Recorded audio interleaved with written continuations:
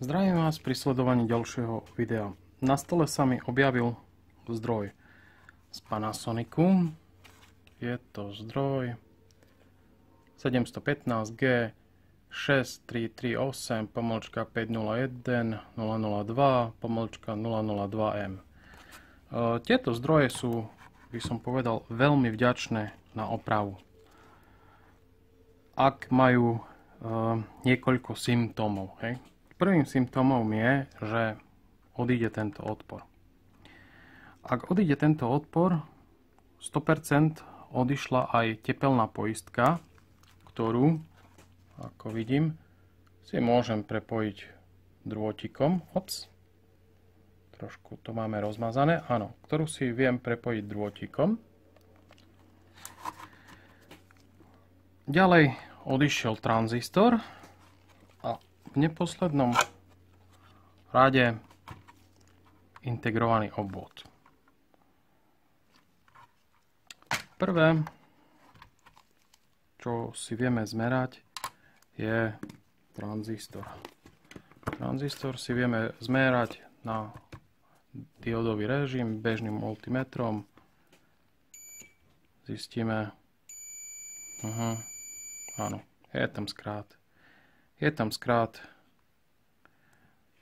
MOSFET tranzistor, je tam skrát, ďalej sa ním ani nezaoberať. Prečo, na čo?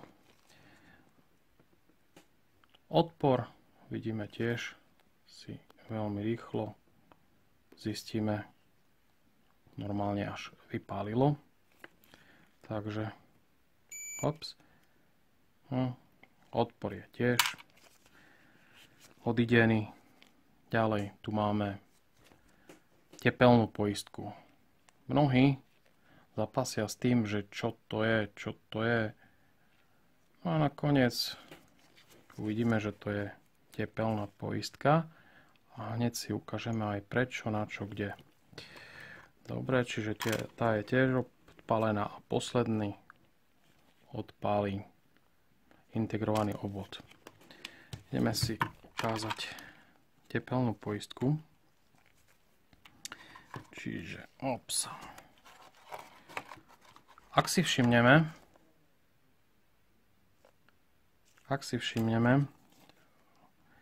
tak tu bola tá tepelná poistka a ďalšia je tu. Stále je pri chladiči. Čiže, ak by náhodou zafungovala ochrana 1, zafunguje ochrana 2, tepelná poistka, odpali ju, ďalej sa nič nedeje.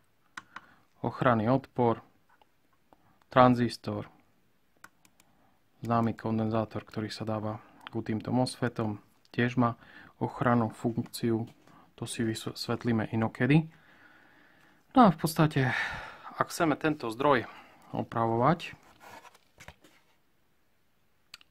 a máme také symptómy, aké som dal, čiže hneď si to napíšeme.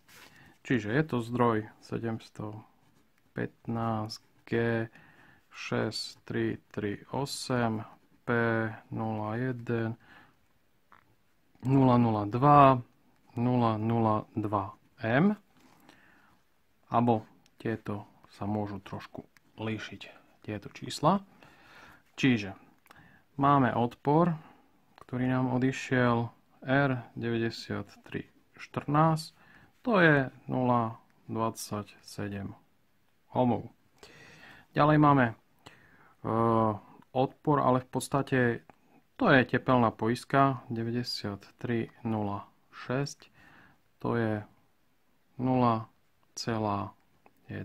ohm, to je toto. Ďalej máme MOSFET, to je 9301 K13A65.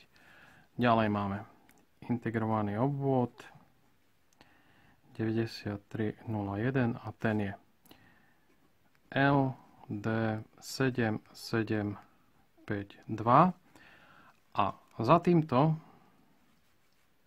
integrálnym obvodom môžu byť čísla ako DG, DK a tak podobne. Čiže diagnostikujeme si prvú vec, druhú vec, tretiu vec. Ak odišli, musí sa vymeniť aj integrovaný obvod. Chcete, nechcete, vymente ho zbytočne, aby ste potom ďalšie niečo neodpálili. Ďakujem za sledovanie, dúfam, že som vám pomohol. Majte sa, pekný deň.